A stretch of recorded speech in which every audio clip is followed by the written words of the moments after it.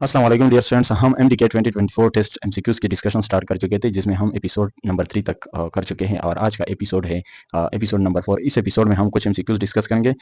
जैसे हमारे पास है फर्स्ट MCQs है, which alkali metal form only normal oxide. इसमें से कौन सा मेटल जो है वो नॉर्मल ऑक्साइड बनाता है।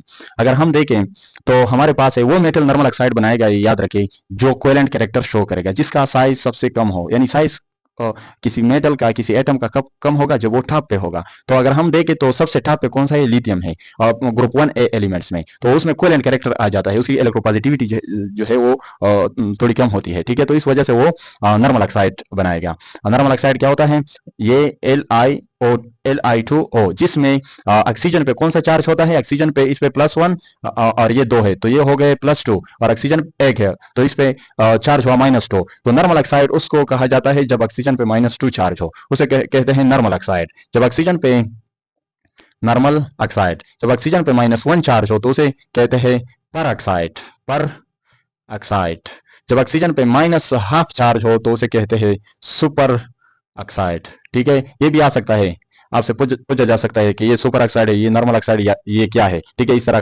Li2O दिया होगा, Na2O दिया है, NaO दिया है, NaO2 दिया है, ठीक है। तो इस तरह आप फाइंड कर सकते हैं। उसके ऑक्सीडेशन स्टेट के थ्रू आपने ये बताना होगा कि ये नॉर्मल है या पर ऑक्साइड है या सुपर ऑक्साइड है। अगर सोडियम को हम देखें तो सोडियम नॉर्मल ऑक्साइड भी बना सकता है, Na2O +1 और 2 सोडियम है, तो इसका मतलब है कि सोडियम +2 है, 2 सोडियम, और यहाँ पे एक, तो एज अ होल ये फार्मूला यूनिट जो है ये क्या है, ये न्यूट्रल है, तो इस पे -2, तो इसका मतलब है कि ये Na2O नॉर्मल ऑक्साइड है सोडियम का। लेकिन अगर इसकी पर ऑक्साइड हम देखें तो ये है हमारे पास NaO का मतलब है कि ये +1 है। एज अ होल अगर ये न्यूट्रल है तो इसका मतलब है कि ऑक्सीजन पे -1 चार्ज है, ठीक है। तो ये है हमारे पास पर ऑक्साइड और ये है हमारे पास नॉर्मल ऑक्साइड। नेक्स्ट, पोटाशियम को अगर हम देखें तो पोटाशियम क्या बनाता है, पोटाशियम बना सकता है K2O normal oxide as well as peroxide KO peroxide बना सकता है। तो normal oxide and peroxide +2 -2 +1 -1, तो ये पर ऑक्साइड है और ये नॉर्मल ऑक्साइड है। अगर हम देखें रुबीडियम को, तो रुबीडियम जो है ये अगर ग्रुप में हम नीचे की तरफ आते हैं तो इसका मतलब है कि इसकी इलेक्ट्रोपॉजिटिविटी बहुत हाईएस्ट होती है, ठीक है। तो ये क्या है, इसकी साइज जो है ना, साइज इंक्रीज हो रही है, और साइज इंक्रीज होने से इलेक्ट्रोपॉजिटिविटी उसके जो वैलेंशियल इलेक्ट्रॉन है उसके न्यूक्लियस का होल्ड उस पर कम होगा। तो ये नॉर्मल ऑक्साइड भी बना सकता है, Rb2O। ये सुपर पर ऑक्साइड भी बना सकता है, RbO। ये सुपर ऑक्साइड भी बना सकता है, RbO2। अगर यहाँ पे देखें तो ये +2 हुआ, ये -2, ये +1, ये -1 ऑक्सीजन। यहाँ पे अगर हम देखें तो ये है +1 और +1। अगर यहाँ पे देखें तो एक ऑक्सीजन, ये एज अ होल न्यूट्रल है, अगर एज अ होल 0 चार्ज है इस पे, तो इसका मतलब है कि एक ऑक्सीजन पे -2 चार्ज है, मल्टीप्लाई 2 ऑक्सीजन है, तो -½ और -½ अगर हम कर ले, इसका सम ले लें तो ये -1 आता है। तो एक ऑक्सीजन पे सुपर ऑक्साइड के केस में -½ चार्ज आता है, ठीक है। तो इस तरह MCQs भी आ सकता है, आपसे पूछा जा सकता है कि सपोज आपको दिया होगा कुछ कंपाउंड दिए होंगे और आपसे पूछेगा कि इसमें नॉर्मल ऑक्साइड कौन सा है, ठीक है। फॉर एग्जांपल आपको रुबीडियम के ये भी दिया है, ये भी दिया है, ये भी दिया है, कोई और कंपाउंड भी खुद से बना कर दिया है जो कि पॉसिबल ना हो रियलिटी में, ऑप्शन डी। आपसे पूछता हो कि इसमें रुबीडियम का नॉर्मल ऑक्साइड कौन सा है, आपसे पूछता हो कि पर ऑक्साइड कौन सा है, आपसे ये पूछा जा सकता है कि इसमें सुपर ऑक्साइड कौन सा है, ठीक है। इस तरह नाइट्रोजन सोडियम के केस में भी, पोटाशियम के केस में भी। तो एक MCQs तो ये हुआ कि नॉर्मल ऑक्साइड इनमें कौन सा मेटल बना सकता है, तो the one and only which have covalent character. Next जो MCQs आ सकता है कि वो मेटल नॉर्मल ऑक्साइड बना सकते हैं, या for example lithium can form only normal oxide because of option A ionic character, option B covalent character, option C both, option D none of this या ऑल ऑफ दिस। तो इसमें जो lithium है ये क्यों ओनली नॉर्मल ऑक्साइड बना सकता है, this is because of covalent character. और कोवेलेंट कैरेक्टर ये क्यों आते हैं इसमें, कोवेलेंट कैरेक्टर इसलिए आते हैं क्योंकि इसकी जो साइज है वो साइज सबसे कम है, और साइज कम होने से ये इलेक्ट्रोपॉजिटिविटी इसकी कम होती है, ठीक है। तो इसमें इस एक MCQ में हमने तकरीबन 5-6 MCQ डिस्कस किए कि ये आ सकते हैं, ठीक है।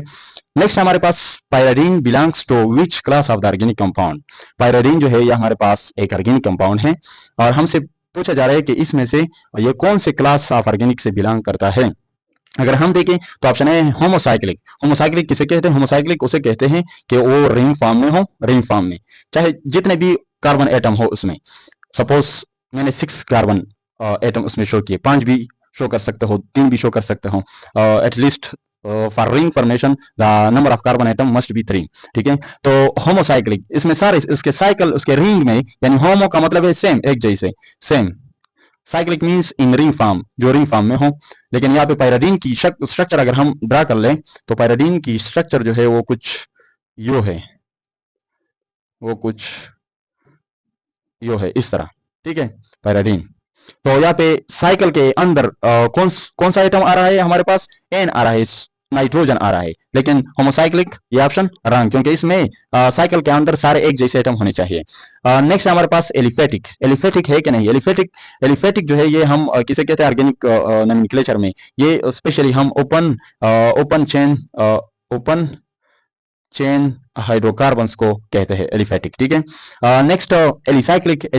एलिसाइक्लिक, एली का मतलब है की तरह, साइक्लिक मींस इन रिंग, के रिंग फॉर्म में होते हैं, लेकिन ये की तरह होते हैं, किस चीज की तरह होते हैं, एलिफेटिक की तरह होते हैं, जो एलिफेटिक की तरह होते हैं। यानी एलिफेटिक जो है इसमें एरोमेटिक कंपाउंड नहीं आते, सिर्फ इसमें जो एलिफेटिक है इसमें अल्केन्स और अल्केन के डेरिवेटिव्स, जो अल्कीन्स है, अल्काइंस है। लेकिन एलिसाइक्लिक को अगर हम देखें तो इसमें आता है साइक्लिक कंपाउंड, और वो साइक्लिक सारे के सारे होमोसाइक्लिक होते हैं। लेकिन इसमें जो असल मसला है, इसमें special cyclo alkane, cyclo alkane, cyclo alkyne, cyclo alkyne और साइक्लो अल्कीन एंड अल्काइन, ठीक है। तो ये ऑप्शन भी नहीं है, ये भी नहीं है, ये भी नहीं है। हमारे पास है heterocyclic. No, this option is correct कि एक पायराडीन में क्या है, ये हिड्रोसाइक्लिक ऑर्गेनिक कंपाउंड है, और एलिसाइक्लिक जो है ये भी किस चीज में आते हैं, ये भी होमोसाइक्लिक में आते हैं। तो होमोसाइक्लिक, एलिसाइक्लिक और एलिफेटिक ये नहीं हो सकते, तो करेक्ट ऑप्शन हमारे पास है हिड्रोसाइक्लिक। हिड्रो मींस के रिंग फॉर्म में हो और उसमें उसके रिंग में कार्बन के अलावा कोई और एटम भी अटैच हो, ठीक है। फॉर एग्जाम्पल अगर यहाँ पे ऑक्सीजन आ जाए, यहाँ पे कोई और एटम आ जाए, तो इसको कहते हैं हिड्रोसाइक्लिक। नेक्स्ट है हमारे पास electrode potential of SHE, standard hydrogen electrode is, वो कितना है। तो कन्वेंशनली ऑलरेडी इलेक्ट्रोकेमिस्ट्री में आप लोग पढ़ चुके होंगे कि जो शी है यानी स्टैंडर्ड हाइड्रोजन इलेक्ट्रोड, इसकी मदद से हम क्या करते हैं, बाकी जो इलेक्ट्रोड्स होते हैं, बाकी जो मेटल्स होते हैं, उसके जो इलेक्ट्रोड पोटेंशियल है वो हम फाइंड करते हैं, ठीक है। फॉर एग्जांपल ये हमारे पास है हाइड्रोजन इलेक्ट्रोड, यहाँ पे कोई और इलेक्ट्रोड है जिसको हम क्या करते हैं, फाइंड करना चाहते हैं। और ये जो है हमारे पास सपोज यहाँ पे गैल्वानोमीटर, वोल्टमीटर, कोई चीज हमने अटैच की, तो इसका जो सोल्यूशन होगा वो होगा 1 मोलर सोल्यूशन। 1 मोलर सोल्यूशन किस चीज का होगा, 2H प्लस, और इसके साथ अगर इलेक्ट्रॉन रिएक्ट कर ले तो this can form a reversible reaction with hydrogen gas H2, ठीक है। और ये क्या है, अननोन है। तो कन्वेंशनली इसको साइंटिस्ट ने क्या लिया, कंसीडर किया, जीरो कंसीडर किया। Zero means as a reference consider किया कि इससे कम माइनस की साइड पे भी हो सकता है और इससे ऊपर पॉजिटिव साइड पे भी हो सकता है, ठीक है। तो इसको कन्वेंशनली एज इसकी जो वोल्ट है वो जीरो कंसीडर किया, ठीक है। वो इलेक्ट्रोकेमिस्ट्री में हम फिर किसी टॉपिक में डिटेल से इंशाल्लाह स्टडी करेंगे। तो the correct option is zero. Next हमारे पास Kapoor salt. Kapoor salt for example अगर हम ले ले COSO4 salt, COSO4 that 5H2O, ये कह रहा है कि वाटर में copper salts are colour due to dash transition in water. Water में मैंने डाला और वाटर में सपोज कपर सल्फेट को अगर हम देखें तो ये हमें ब्लू कलर देता है, ब्लो इन कलर है, इसका जो सोल्यूशन है ये ब्लो कलर देता है। तो ये क्यों देता है, ठीक है, कौन सी ट्रांजिशन की वजह से। तो the answer is DD transition. DD transition क्यों होता है, अगर हम कपर को देखें, यहाँ पे कपर +2 स्टेट में, ये -2, कपर को अगर हम देखें तो कपर है हमारे पास 29 न्यूट्रल स्टेट में। तो 1s2 2s2 2p 6 3s2 3p 6 4s2 3d 4s1 3d10, ठीक है। ये कपर की इलेक्ट्रॉनिक कॉन्फ़िगरेशन है। लेकिन अगर हम देखें +2 स्टेट में है, तो +2 स्टेट का मतलब यह है, कपर +2 स्टेट का मतलब यह है कि इसमें टोटल 29 की जगह कितने इलेक्ट्रॉन है, 27 इलेक्ट्रॉन है। 27 इलेक्ट्रॉन अगर हो तो यहाँ से भी एक इलेक्ट्रॉन गया है और नेक्स्ट यहाँ से भी एक गया है। तो इसका मतलब है कि ये 4s0 0 है और 3d 9 है, 9 इलेक्ट्रॉन है।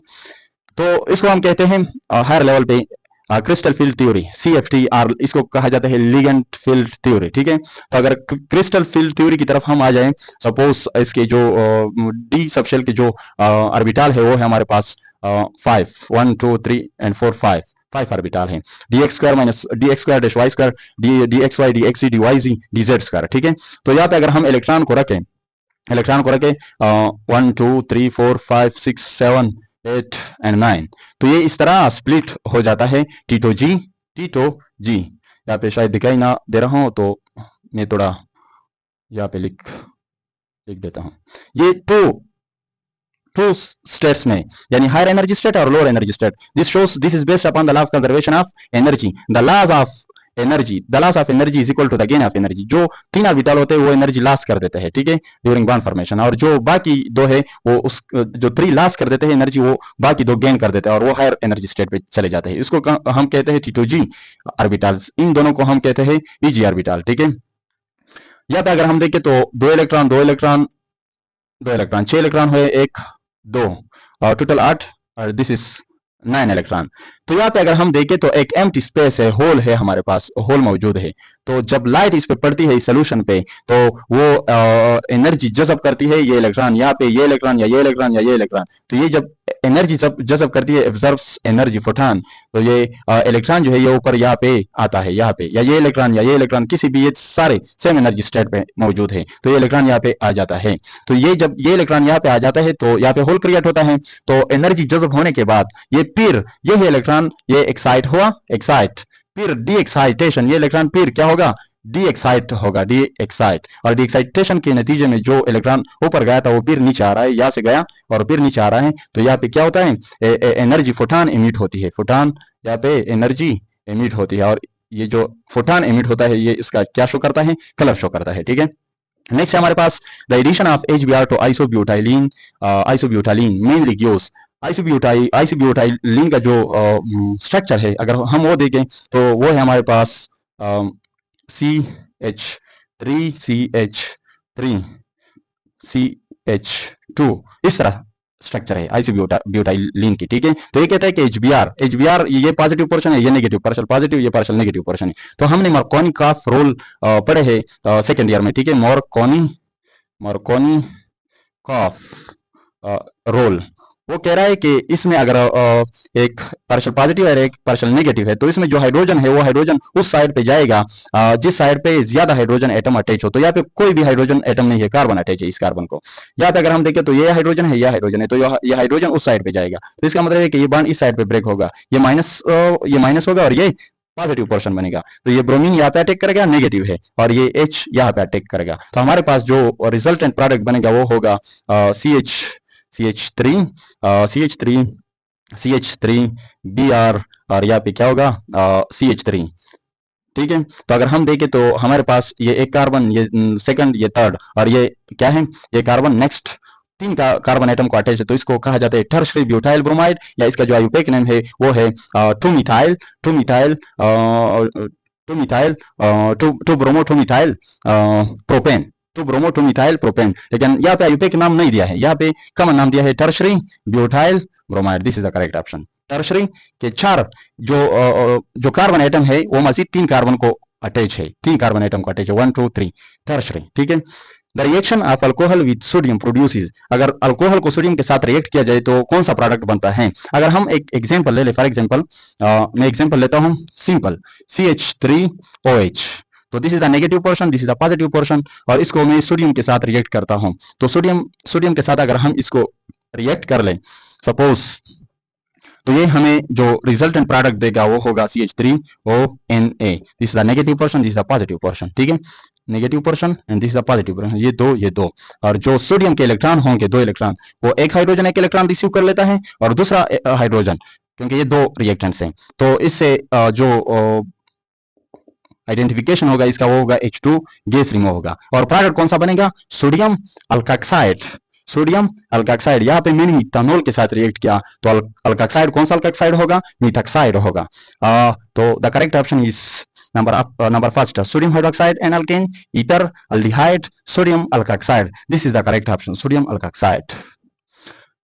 Wish you best of luck dear students. इंशाल्लाह नेक्स्ट एपिसोड में हम जो बाकी एमसीक्यूज रहते हैं उसको हम डिस्कस करेंगे। तो इस तरह इंशाल्लाह हम आगे जाएंगे 1 बाय 1, और उसके बाद हम मेडिकल कोचिंग क्लासेस जो है वो उसका बाकायदा first chapter of your first year chemistry book उसे हम स्टार्ट लेंगे। Thank you dear.